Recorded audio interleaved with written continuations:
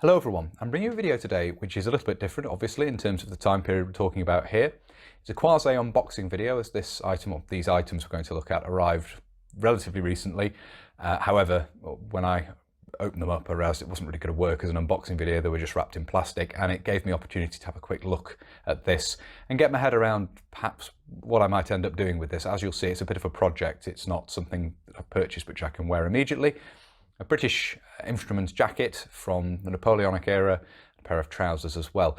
It might seem a little bit out of step with most of the content on the channel. Obviously, I have covered some English Civil War kit previously, which is one of my other interests. The Napoleonic era is actually my first interest prior to getting into sort of First and Second War and post-Second War military history and uniform and kit and so forth. The Napoleonic era was my first interest really. Particularly the Peninsular War and the naval warfare generally at the time. A little bit of interest in the War of 1812 as well, and the earlier elements of the war with revolutionary France in the late 1790s and so forth. So that era really was my sort of first interest. I never did get into any reenacting or anything of that period prior to purchasing this jacket, and I may well not actually end up reenacting, but certainly I was interested in putting a uniform together. And this jacket we're going to look at and the trousers which came with it came up for sale second hand from a chap called Charlie over on Instagram, messaged me and offered these, and a very good price, so I purchased them. And as you'll see, the jacket in particular is a little bit of a project. We're going to run through that in the video and obviously just have a look at them, not in any particular detail, but just talk a little bit about features of the uniforms at the time and what I intend to do with this, and that's what we're going to have a look at now. So the first thing we're going to have a look at here is the more interesting item of the two bits I've picked up, and that's the jacket which we have here. A very iconic uniform. This design of short jacket had sort of been around as a field uniform for a while prior to the Napoleonic Wars, and it began to replace the preceding uniform in the late 1790s and would slowly evolve into the form you see here, which is typical of the later years of the Napoleonic War, the Peninsular War, the War of 1812 as well, of course, and Waterloo. So it really is a very distinctive uniform. Of course, in fiction, you see in the televised version of Sharp, I would say that probably made this uniform quite iconic and more well known with the public at large. And obviously there are many reenactment groups that recreate units of the Napoleonic Wars, and obviously this is the standard infantryman's jacket of that time. This particular example has wings, which would denote flank company soldier if this were a line regiment, potentially a fusilier regiment, wore wings throughout the regiment, or a light infantry regiment, again, wore wings throughout the regiment as a distinction from line infantry. So this particular jacket has been a bit messed around with, and it is a little bit worn. There's the odd hole here and there. You can see there's a bit of wear and tear. There's some wear to the wool, to the cloth, which is nice. It looks like it's been worn and used. My idea with this is I won't do much repair work to that, or certainly not repair work that I intend to hide the damage. It is a uniform that's been used, and there's a bit of wear and tear. The wings are coming away a little bit from the shoulders. I don't intend to do much repair work in that regard because it shows that it's been worn and used, which is quite nice, and I would prefer that. I am planning at some point to get a reproduction, a brand new made reproduction, but this one's quite nice in that it does have that wear and tear. My idea with this is to restore it, or upgrade it, shall we say, from the condition it's in now. At some point in the past, this was quite a nicely made reproduction of a soldier's coat from the 68th Regiment of Foot, the Durham Light Infantry, of course, and this is, from what I can see, supposed to represent a soldier post-conversion to light infantry. Of course, the 68th, as with the other light infantry regiments of the Napoleonic Wars, the Peninsular War, were converted from line infantry, and that's quite an interesting little saga, one I'm particularly interested in. And when I purchased this, I'd initially intended perhaps to convert it to a flank company uniform of a line regiment, but looking at what's available, I'll probably stick with the 68th in terms of what's available in reproduction metalwork, the buttons, the belt plate for the cross belt and so forth. They are readily available for the 68th, and therefore I'll probably stick with that. This has been made originally, I believe, on the understanding of the time, which used lace, which had a green and red stripe running through it. This is one of the ways of distinguishing a regiment at the time. The lace for each regiment, there were regiments that used similar lace to one another, but in combination with the various features you could make out regiment from regiment. So you had the stripes in the lace as one distinguishing feature, the spacing of the lace down the front, which corresponds with the spacing of the buttons. They're in twos here, which was a very common combination at the time, or they could be singly down the front. I think it was only the 3rd Foot Guards that had them spaced in 3s, as they still do today. Of course, the Guards maintain this regimental distinction of button spacing, spaced in 1s, 2s, 3s, 4s, etc. But at the time, various regiments used different button spacings, generally 1 or 2. As I say, I think the only exception to that being the 3rd Foot Guards.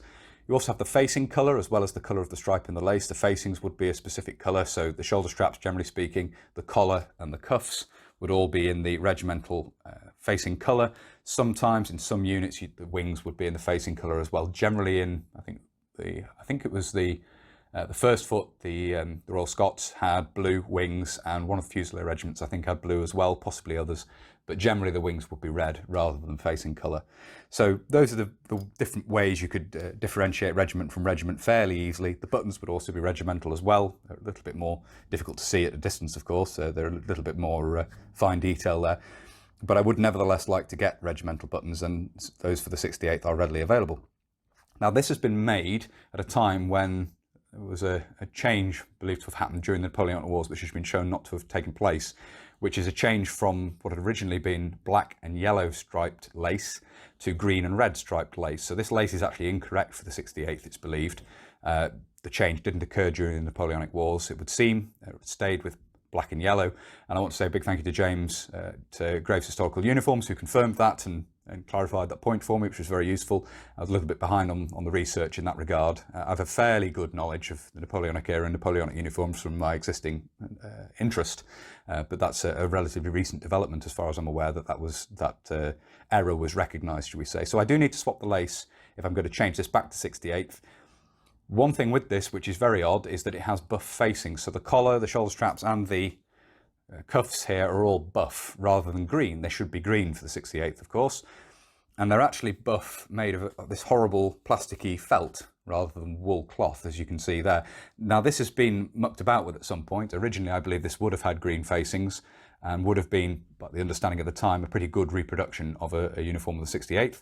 It's been refaced for some purpose, perhaps theatre use or something of that nature, I don't know. But you can see here, the reason I deduce this is the back of the lace on the cuffs actually has a green wool backing. So they've cut these out of the facing wool, the wool that was on the cuffs, to keep the loops together, and then stitched them onto the cuff here. You should have cuff buttons as well, which are missing. But as I say, that's why I deduced this was originally supposed to be a 68th Durham Light Infantry jacket. Is the fact you have the green wool remaining, where they've sort of, rather than wanting to restitch the lace loops on the cuff, they've just cut them out as oblongs from the wool backing material, the wool facing material on the cuffs. So that's my intention with this, is to restore it back to, or modify it to a modern understanding of what the 68th uniform should look like. So that means replacing the lace, replacing the facings, which I will do by hand. It'll take me a little bit of time, but it should look quite nice once it's done, and we'll revisit this at some point in the future once that is done, probably on the mannequin, to have a look at it. I'll just flip it over now so you can have a quick look at the details on the back. As I say, this is quite a nice reproduction. It's had some hand repairs down the back seam there, as you can see. Missing button there, but again, I may leave the odd button off to show that a button is missing. There's pockets worked in here, so basically your pocket flaps here are false, and you've got pockets in the tails there instead. Again, they're quite nicely rendered, quite nicely reproduced from the patterns of the time. And you can see you've got the turnbacks side there, which are edged with the lace as well. So it shouldn't be too much of a problem to replace the lace. There are sources for the correct lace with the black and yellow stripe. As I say, there are sources for the correct buttons as well.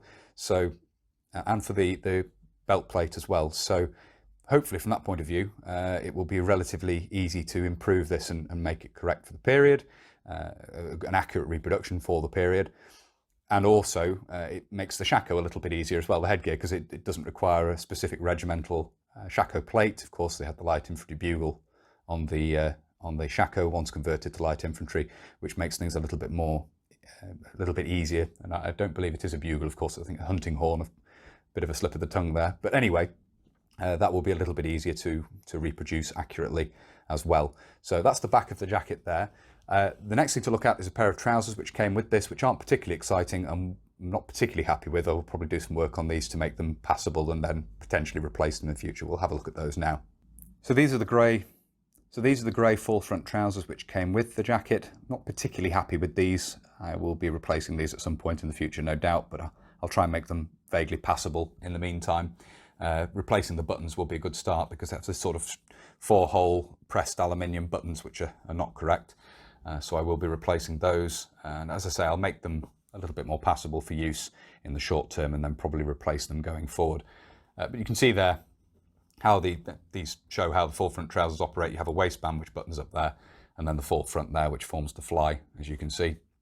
Forefront opening. Yeah, they're not accurate to the period, but I think they're possibly old Sutler store reproductions, and as I say, I will probably replace these in the not too distant future because they're not really a very good reproduction of the trousers of the period, but they were included with the jacket, and the two together weren't expensive, so I wasn't going to say no to them. So there we are. I hope you found it interesting looking at this. Obviously something rather different from the normal topics covered on the channel, but as I say, nevertheless, I do hope it was interesting. And obviously we'll be revisiting this at some point in the future once I've done some work on it and had a go at restoring it, and we'll have a look at it at that point, probably on the mannequin at that point. And my intention is to get some of the other kit together to go with this, so we'll see how that all goes. It's something that I've sort of finally got round to and been prompted basically by this being offered to me secondhand at a very good price, as I say. So hopefully those videos going forward will be interesting as well. If you'd like to see that, and indeed other content coming up on the channel, please do consider subscribing if you haven't already. And whether you're newly subscribing or you've previously subscribed, please do make sure you hit the little bell, the notification button down below. That will of course alert you when I upload future videos. If you really like my uploads and you'd like to support the channel, you can. Both Patreon and PayPal are linked down below. And as I always say, a massive thank you to everybody who supports the channel using both of those methods. Thank you all very much indeed. It really is greatly appreciated. If you'd like to follow the channel on social media, you can. Facebook, Instagram and Twitter are all linked down below. And if you'd like to get in touch but you don't really use social media, there is of course an email address in the description as well. That's everything for this video, so until next time, bye for now.